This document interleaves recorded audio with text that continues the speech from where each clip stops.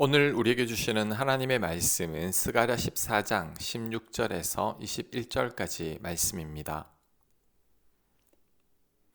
16절 예루살렘을 치러 왔던 이방 나라들 중에 남은 자가 해마다 올라와서 그 왕 만군의 여호와께 경배하며 초막절을 지킬 것이라.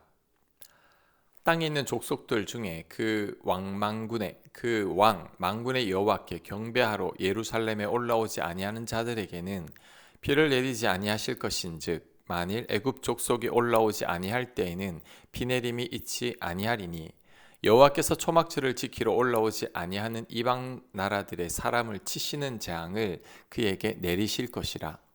애굽 사람이나 이방 나라 사람이나 초막절을 지키러 올라오지 아니하는 자가 받을 벌이 그러하니라. 그날에는 말 방울에까지 여호와께 성결이라 기록될 것이라. 여호와의 전에 있는 모든 솥이 제단 앞 주발과 다름이 없을 것이니 예루살렘과 유다의 모든 솥이 만군의 여호와의 성물이 될 것인즉 제사 드리는 자가 와서 이 솥을 가져다가 그것으로 고기를 삶으리라. 그날에는 만군의 여호와의 전에 가난한 사람이 다시 있지 아니하리라. 아멘. 자, 오늘 본문은 스가랴의 마지막 구절로 하나님의 구원 역사의 절정을 예언하고 있습니다. 세상의 모든 대적들이 심판을 받고 만군의 여호와께서 친히 예루살렘의 왕으로 등극하시는 영광스러운 장면이죠. 자, 이 예언은 단순히 미래에 일어날 사건을 알려주는 것을 넘어 지금 우리가 그 하나님 나라의 통치를 소망하면서 어떻게 살아야 하는지를 가르쳐주고 있습니다. 오늘 이 본문을 통해서 네 가지 교훈을 살펴보겠습니다. 첫째, 하나님께서 완전히 다스리는 세상이 옵니다. 16절에서 이방 나라들까지도 만군의 여호와께 경배하며 초막절을 지킬 것이라고 말씀합니다. 이는 하나님께서 만유의 왕이 되셔서 온 세상을 완전히 통치하시고 다스리시는 날이 반드시 온다는 겁니다. 심지어 하나님을 대적했던 열방까지도 하나님을 왕으로 인정하고 경배하게 된다고 했는데 이것은 하나님의 통치가 완성되었음을 의미합니다.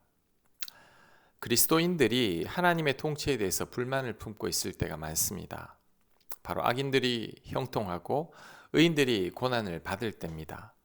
이때는 하나님께서 안 계신 것 같고 하나님께서 악인들의 번성과 의인들의 고통을 방관하시는 것처럼 느껴지기도 합니다. 오늘 말씀을 통해 깨달아야 합니다. 아직 하나님의 때가 되지 않은 것뿐입니다. 하나님께서 완전히 다스리시는 새로운 세상이 반드시 옵니다. 이때는 모든 열방이 다 하나님을 섬기게 되어 있습니다. 그러니 우리들은 현재의 하나님의 통치와 다스림에 대해 불평하지 말아야 합니다. 아직 하나님의 때가 되지 않았을 뿐입니다. 결국에는 오늘 말씀처럼 모든 열방이 하나님께 경배하고 하나님 은혜에 감사하고 기념하는 날이 올 것입니다. 우리들은 그날을 사모하며 그날을 기다리며 살아야 합니다. 그럴 때 그날을 맞이하게 될 겁니다. 그리고 좀 더 깊이 적용해 본다면 내 삶의 자리에서 하나님께서 나를 통치하고 있는지를 살펴봐야 합니다. 우리가 여전히 염려와 불안 속에 살고 세상의 가치관을 쫓아 살아가고 있다면 아직 나도 하나님의 통치를 인정하지 않은 겁니다. 하나님께서 나의 삶의 모든 영역을 다스리시게 해야 합니다.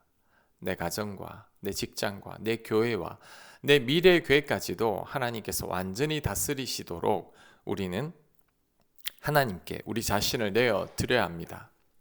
그럴 때 가장 복된 삶을 살아가게 될 것입니다. 자, 두 번째, 하나님의 은혜를 기억하고 떠올려야 합니다.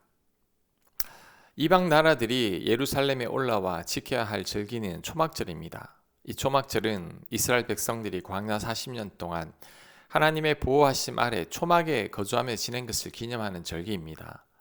이는 곧 우리 삶의 모든 순간이 하나님의 은혜와 인도하심 아래 있었다는 것을 인정하고 감사하는 절기죠. 이런 초막절을 이방인들이 지키라는 말씀은 강제로 예배를 드리라는 게 아니라 하나님의 은혜 통치 안으로 들어오라는 초청입니다. 이방인들도 하나님의 은혜를 깨달아 알라는 거죠. 하나님 나라가 완성된 후에 만민이 하나님의 은혜를 기억하며 감사하라는 것입니다. 이것을 우리들의 삶에도 적용할 수 있습니다. 우리들도 매 순간 하나님의 은혜 아래 살아가고 있음을 기억해야 합니다. 매일 아침에 눈을 뜨는 순간부터 잠자리에 들 때까지 하나님의 돌보심이 있었음을 기억해야 합니다. 삶의 크고 작은 일들 속에서도 하나님께서 함께하고 계심을 믿으며 감사해야 합니다. 우리가 하나님을 늘 인식하고 살기만 해도 우리들은 절대 평안을 잃지 않을 것입니다. 하지만 우리와 함께 하시는 그 은혜를 잊어버리는 순간 우리들은 서서히 무너지기 시작합니다. 작은 고난에도 굴복하고 눈앞의 상황이 나빠지면 쉽게 두려움과 불안에 빠지게 됩니다. 잘못된 생각과 부정적인 감정에 사로잡혀 우울함과 낙심 속에서 살게 되죠. 그러므로 우리들은 늘 하나님의 은혜를 망각하지 않도록 떠올리며 기억해야 합니다. 이를 위해 예배의 자리를 지켜야 합니다. 예배는 하나님께 감사하는 것이고 하나님의 은혜를 기억하는 겁니다. 예배에 실패하면 하나님을 서서히 잊게 되고 그러면 결국 하나님의 은혜 가운데 살고 있음에도 깨닫지 못하게 되는 겁니다. 또한 성경 말씀을 읽어야 합니다. 말씀을 읽고 묵상할 때 우리들의 생각과 감정이 바뀝니다. 불안이 담대함으로, 염려가 믿음으로, 미움이 사랑으로, 분노가 인내로, 불평이 감사로 잊었던 은혜를 다시 기억하게 됩니다. 그래서 하나님 아래 머물게 되는 거죠. 또한 기도해야 합니다. 바울은 아무것도 염려하지 말고 오직 감사함으로 기도할 때 그리스도의 평강이 우리 몸과 마음을 지켜주신다고 했습니다. 성경을 읽을 때와 마찬가지로 우리가 기도할 때 우리 마음과 생각이 또한 바뀌게 됩니다. 그래서 은혜를 기억하게 되는 거죠. 기억이 곧 믿음입니다. 은혜를 기억만 해도 우리들의 믿음은 연약해지지 않습니다. 그러므로 하나님 은혜를 잊지 않기 위해 매일매일 노력해야 합니다. 예배와 기도와 말씀 가운데 늘 거해야 합니다. 그럴 때 늘 하나님 은혜 가운데 살게 될 것입니다. 자, 세 번째 교훈은 하나님께 나아갈 때 생명의 비를 얻게 된다는 겁니다. 17절에서 왕이신 하나님 여호와께 경배하러 올라오지 아니한 자들에게는 비를 내리지 아니하실 것이라고 경고하고 있습니다. 고대 근동에는 비가 생명과 축복의 근원이죠. 이는 곧 하나님께 나와 예배 드리는 것이 생명과 축복의 통로임을 명확히 보여주는 겁니다. 하나님의 통치 영역 안에 들어와 그분을 경배하는 자에게만 생명의 비가 허락되는 거죠. 여기서 비는 하나님의 은혜를 상징합니다. 우리가 하나님의 은혜를 누리려면 하나님의 통치 아래로 들어가야 합니다. 하나님을 떠나서 절대 하나님의 은혜를 누릴 수 없습니다. 당자가 아버지 품을 떠났을 때 아버지 품 안에 있는 은혜를 누리지 못했습니다. 하지만 다시 아버지께로 돌아왔을 때 아버지 품 안에 있는 은혜를 누리게 된 거죠. 이처럼 우리들은 하나님 은혜 아래에만 머물러야 합니다. 하나님과 가까워지는 자리를 사모하고 하나님과 멀어지는 자리를 거절하고 떠나야 합니다. 아브라함의 조카 롯처럼 눈에 보기에 좋은 땅이라고 해도 하나님과 멀어질 것 같은 자리로는 가지 말아야 합니다. 그럴 때 하나님께서 주시는 은혜를 누리며 살아갈 수 있습니다. 자, 마지막 교훈은 하나님 나라에서는 죄와 악이 제거된다는 겁니다. 20절과 21절 말씀을 보면 말방울까지 여호와께 성결이라고 기록될 것이라고 합니다. 사소한 것에도 하나님의 거룩이 임한다는 거죠. 또한 만군의 여호와의 전에 가난한 사람이 다시 있지 아니할 것이라고 하는데 이는 죄와 불의의 상징인 가난한 사람이 다시는 존재하지 않는다는 겁니다.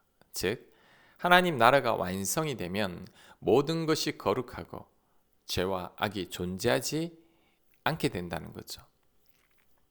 이런 세상이 하나님의 나라라면 우리 또한 지금 우리 자신을 이런 하나님의 나라로 만들어 가야 합니다. 그러기 위해서는 우리 안에 죄와 거룩하지 않은 부분을 제거해야 합니다.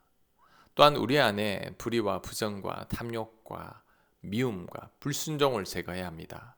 그럴 때 내 안에 하나님 나라가 임하게 되는 겁니다. 아직 하나님의 나라가 완성이 되지 않아도 이 땅에서 하나님의 나라를 누리며 살아가는 우리가 되는 겁니다. 스가랴를 마치면서 우리들은 하나님의 나라를 소망하고 기다리며 살아야 함을 배울 수 있습니다. 또한 지금 이 순간에도 그 하나님의 나라를 누리며 살아가야 하겠다라는 것을 결단하게 됩니다. 자, 이런 결단이 모두에게 있게 되기를 간절히 축복합니다. 아멘. 하나님, 마지막 때 하나님의 나라가 완전히 임할 때를 소망하며 그때를 바라보며 살아가는 저희들 되게 하시고, 아직 하나님의 다스림이 온전히 임하진 않았지만 이 땅 사는 동안에도 하나님 나라를 이루며 살아가는 저희들 되도록 역사하여 주시옵소서. 예수님 이름으로 기도합니다. 아멘.